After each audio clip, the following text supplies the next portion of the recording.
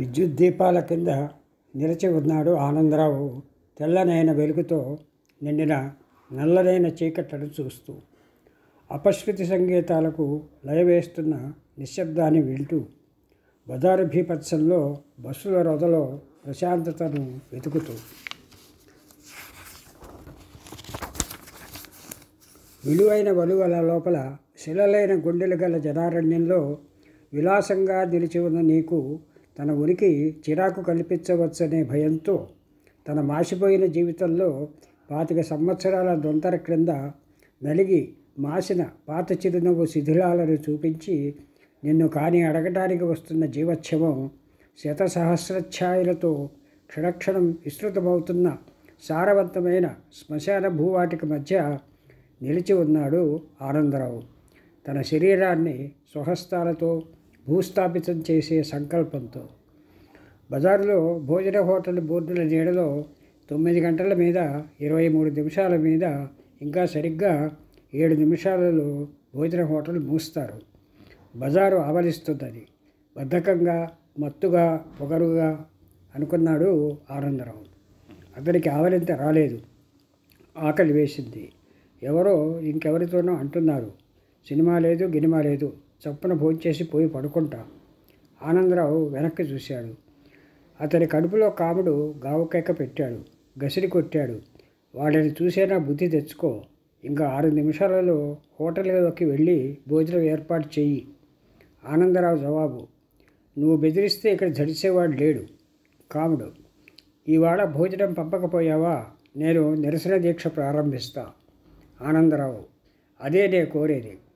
కాముడు: అందరూ సత్యాగ్రహం చేస్తారు, జాగ్రత్త. రేపు నీ గది నుంచి బయటకు రావు. మళ్ళీ బజారు మొహం చూడవు. ఆనందరావు: ఆగు, తగ్గు, రెండొస్తున్నాడు. కాముడు: కోతలు, శుద్ధ కోతలు. ఆనందరావు: ఒట్టు. సాయంత్రం నేను పలకరించలే, వాడే మళ్ళీ వస్తున్నాడు.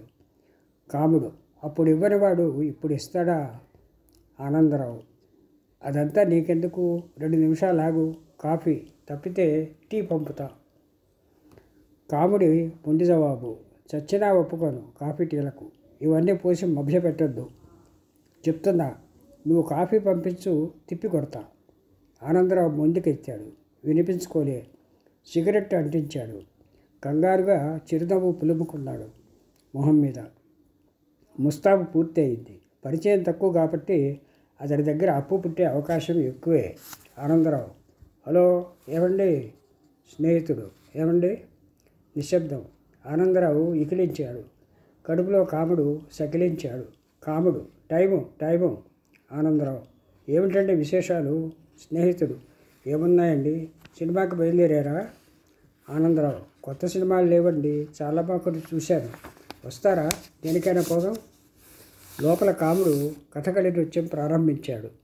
కాముడు: పొగరెత్తిందా? టైం 5 నిమిషాలే, జాగ్రత్త. ఆనందరావు: నోరు మూసుకో, నాకు ఆ మాత్రం బుద్ధి లేదా? స్నేహితుడు సందేహం అభినయించాడు. ఆనందరావు ఎదురు చూసిన క్షణం వచ్చింది. పర్వాలేదులేండి, ఇవాళ కాకపోతే రేపు. అదీగాక నాకు ఒంటో బాగుండలేదులేండి, రేపు వెళదాం. అవును కానీ మీరు తక్షణం మంచి పని చేయాలి. ఉత్సాహం ప్రకోపించింది. ప్రవాహం సాగింది. మరేం లేదు, నాకు ₹1 అప్పు ఇవ్వండి. రేపు మనం పిక్చర్కి వెళ్ళినప్పుడు నేను తెస్తా. స్నేహితుడు విచిత్రంగా నవ్వాడు. వెరీ సారీ, లేదండి. ఇందాక మీరు సినిమాకి వెళదాం అన్నప్పుడు సందేహించాను, అందుకే. నిజానికి నా దగ్గర ఉన్నది అంటే ఇప్పుడు 6 కాందులు. నిరాశపడటానికి, తిట్టుకునేందుకు టైం లేదు ఆనందరావుకు. కాముడు హేళన చేశాడు, హి అంటూ. ఆనందరావు: పర్వాలేదులేండి, కానీ ఆ 6 కాళ్ళు ఇవ్వండి చెప్తా. మౌంట్ రోడ్లో ఒకటి డబ్బు ఇవ్వాలి, అక్కడికి వెళ్తా. Thank you. రేపు వస్తారుగా సినిమాకు. డబ్బు ఒకవేళ లేకపోయినా మానకండి, నా దగ్గర బోలెడు ఉంటుంది. Good night. గాలివాన వెలిసింది. ఆనందరావు కాముడిని పిలిచాడు. టీ పంపనోయ్. కాముడు: అక్కర్లేదు, నీ నెత్తిన పోసుకో. ఆనందరావు: సిగరెట్ కూడా కాలుద్దాం. కాముడు: నీ నెత్తిన కొడతా. ఆనందరావు: నెత్తి తీమి వదిలేయి. అయినా మరి ఎలాగే చెప్పు? గంట నుంచి ఇక్కడే ఉన్నాం కదా. ఒక్కడిచ్చాడు అప్పు, బాకీ ఉన్నవాళ్ళు అయిపోలేరు. కాముడు: నిన్ను అప్పులు ఎవడివ్వన్నాడు? ఆనందరావు, నేను తీసుకోవటం లేదు. కాముడు, ఏడు నీ కర్మ, రేపటి నుంచి సమ్మె ప్రారంభం, ఇదే నోటీసు.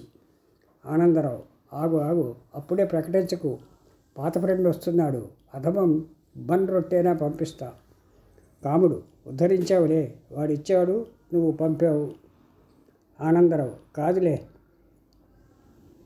వీడికి ఇదివరకు బోలెడు డబ్బిచ్చా, ఇప్పుడు వాడు ఉద్యోగం చేస్తున్నాడు. ఏం రోయ్ రాజు? రాజు, ఏం రోయ్, ఏమిటి, నువ్వు ఇంకా ఈ ఊళ్ళోనే ఉన్నావా? ఆనందరావు, ఎప్పట్లాగే. రాజు, ఏమిట్రా పుస్తకం? కాముడు, మళ్ళా ఆ పుస్తకం మీద చర్చిస్తావా? ఆనందరావు, లేదు లేదు, ఇది పుస్తకం, చూస్తావా? చూడు, తీసుకుపో, చదువుకో, ఇప్పుడు వివరాలు అడక్కు. రాజు, బాగుంది, అవును కానీ అది. ఆనందరావు, వద్దొద్దు, అది సినిమా, బాగుంటుంది, ఆపేయి, దాని గురించి వాదించకు. రాజు, ఏమిట్రా అది ఇలా మాట్లాడుతున్నావు? ఆనందరావు, నిజం చెప్తా, ఇప్పటికి ఆ సినిమా గురించి 5గురితోనూ, ఈ పుస్తకం గురించి 2తోనూ చర్చించా. వాళ్ళు నన్ను వాగించి వెళ్ళిపోయారు. వాళ్ళకు కాలక్షేపం, నాకు వృత్తిని. కాముడు, మొత్తానికి నీ బుద్ధి పోనిచ్చుకున్నావు కాదు, వాగుడు ఆపవా? ఆనందరావు, ఓదార్పు అయిపోయింది, కొంచెం ఆగు. అయినా మధ్యాహ్నం పంపిన బఠానీలు ఏం చేశావు? కాముడు, ఇవాళ కాదు, నిన్న పంపావు. ఆనందరావు, ఒరే రాజు, ప్రమాదం వచ్చి పడింది, నీ ఇష్టం వచ్చినట్టు అనుకో, కానీ నాకు హఠాత్తుగా ₹1 అవసరం, అంత లేకపోతే అర్జెంటుగా 9 అణాలు అత్యవసరం. ఎంత ఇస్తావు? టైం లేదు, చెప్పు. ఆనందరావుకి కళ్ళు చెంబగిల్లాయి. తనను తన ఆకలిని కూడా ఏవగించుకున్నాడు. మమకారం అనే పదానికి భాషలో తావిచ్చినందుకు చిరాకు పడ్డాడు. రాజు చాలా తాపీగా సావకాశంగా సిగరెట్ తీసి అంటించాడు. ఆనందరావుకి ఒకటిచ్చాడు. రాజు, ఇదేరా నా దగ్గరుంది, ధన రూపంలో మిగిలింది కటాకటిగా బస్ ఛార్జికి వస్తుంది. ఆనందరావు ఉసూరు పని నిట్టూర్చాడు. కాముడు, అయిందా, స్వస్తివాచకం పాడు. రాజు, దేనికిరా డబ్బు, భోజనానికైనా? పరాకుగా ఏటో చూస్తూ అన్నాడు ఆనందరావు. అవును కాబోలు. రాజు నవ్వాడు. పొద్దుట భోంచేశావు? లేదు. రాజు రోడ్డు మీద పోతున్న అమ్మాయిని సావకాశంగా చదువుకుంటూ యాథాలాపంగా అడిగాడు. ఎన్నాళ్ళయిందిరా భోంచేసి? భోజనం మీద పూర్తిగా ఆశ వదులుకుని గత 60 నిమిషాల్లోనూ తను కొత్త కొత్త వాక్యాలతో ఏడుస్తూ, నవ్వుతూ, ఇకిలిస్తూ, వెక్కిరిస్తూ, విమర్శిస్తూ ₹1 అప్పు కోసం ఎంతమంది స్నేహితులను, పరిచితులను ఎంటర్టైన్ చేశాడో సమీక్షించుకుని తన మీద తనే జాలిపడుతూ, ఆకలోయ్ అని గోల చేసే కాముడిని అసహించుకుంటూ ఉన్న ఆనందరావుకు రాజు వేసిన ఈ ప్రశ్న బాధ కలిగించలేదు. కాముడు నిద్రపోయాడు. కడుపులో గోల అడిగింది. ఎటో చూస్తూ పరాకుగా జవాబిచ్చాడు. జ్ఞాపకం లేదురా, మొన్నో పొద్దున్నో, అటు మొన్నో రాత్రో అని. రాజు తుళ్ళి పడటానికి ఉపక్రమించాడు. ఆనందరావు వారించాడు. కంగారు పడకురా, అధమం నా ముందు ప్రదర్శించకు. ఇప్పుడు నీ సింపతి అడగలేదు, ₹1 అడిగాను, పర్వాలేదులే, మనుషులు ఏం లేకపోయినా కొన్నాళ్ళు బతుకుతారు. రాజు కొంచెం బాధతో అన్నాడు. ఒరే, నిజంగానే లేదురా, నీకు ఇవ్వాలి కూడాను. కానీ హఠాత్తుగా రాజు చేతులు కట్టి వివేకానంద స్వామిలా దించున్నాడు. తన పల్చడి చొక్కా జేబులో ₹1 నోట్లు బయటకు కనపడతాయని గ్రహించి. 3 రోజులు అయిందండి భోంచేసి. మాది ఊరు కాదండి అన్నాడు ముష్టివాడు. ఆనందరావు గొణుక్కున్నాడు. నేను అంతేనోయ్, మాది ఈ ఊరు కాదు. ముష్టివాడిని ఒప్పుకుని ముష్టి అడిగాడు వాడు. చేతిలో ఉన్న 6 కాదులు ముష్టివాడికి ఇచ్చాడు ఆనందరావు. క్రీనీడ పొడుగు కొలుచుకుంటూ నిర్వికారమైన మనసుతో నిలిచి ఉన్నాడు ఆనందరావు. 7వ నిమిషం పూర్తి కాగానే తన గదికి వెళ్ళిపోతాడు. బజార్లో డ్యూటీకి 50 సెకండ్ల వ్యవధి ఉంది. 50 సెకండ్లలో 50 కోట్ల లోకాలు సృష్టించుకుంటాడు ఆనందరావు.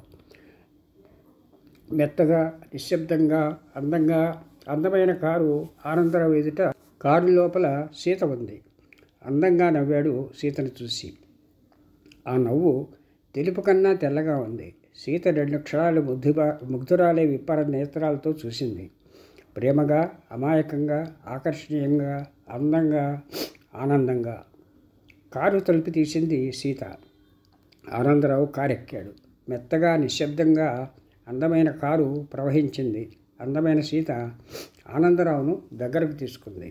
ఆనందరావు ఆనందం భరించలేక చనిపోయాడు. తన సీతలో మునిగిపోయిన తనలో మునిగి చనిపోయాడు. చనిపోయిన ఆనందరావు నానా వీధులు తిరిగి తన రూము ఉన్న వీధి చేరాడు. 50 కోట్ల ప్రపంచాలలోని 50 కోట్ల కార్లను 50 కోట్ల సీతలను ఎడంకాలితో తన్నిపారేశాడు ఆనందరావు. నాయర్ కొట్టు చూడగానే కడుపులో కాముడు అగ్గిరాముడయ్యాడు. తక్షణం ఆనందరావు మొన్నటి భోజనం చేసిన రోజు మొన్నటి చిరునవ్వు మొహానికి రాసుకుని, నాయర్ చూడు, నీకు మొత్తం ఎంత బాకీ అన్నావు? ₹13 అణాలు కదూ. సరే, ఇప్పుడు ఒక బన్ను, సింగిల్ టీ, 1 అణా చార్మినార్ సిగరెట్లు ఇచ్చేయి. రేపు సాయంకాలం మొత్తం ₹2 ఇచ్చి. అబ్బే, మరేం పర్వాలేదు, తప్పకుండా. ఒకవేళ రావాల్సిన డబ్బు రాకపోతే పేపర్లు అమ్మేనా సరే నీకు ఇస్తా. అవునులే, కష్టమేకో నాకు తెలుసుగా. స్ట్రీట్ టీ స్ట్రాంగ్గా చెయ్యి.